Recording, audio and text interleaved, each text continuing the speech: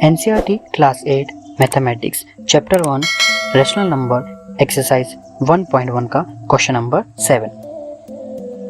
Tell what property allow to you compute 1/3 multiplication bracket में 6 multiplication 4/3 bracket close as bracket में 1/3 multiplication 6 bracket close multiplication 4/3. इस question में हम मान लेते हैं कि a equal to 1/3, b equal to 6 और c इक्वल टू 4/3 है. तो a मल्टीप्लिकेशन ब्रैकेट में b multiplication c bracket close equal to bracket में a multiplication b bracket close multiplication c. इसका मतलब यह है कि कोई भी 3 नंबर मल्टीप्लाई करना हो तो हम किसी भी 2 नंबर को ग्रुप करके मल्टीप्लाई कर सकते हैं.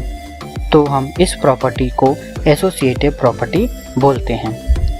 और यही क्वेश्चन में पूछा है तो हम कह सकते हैं कि 1/3 मल्टीप्लिकेशन ब्रैकेट में 6 multiplication 4/3 bracket close equal to bracket में 1/3 मल्टीप्लिकेशन 6 ब्रैकेट क्लोज मल्टीप्लिकेशन 4/3.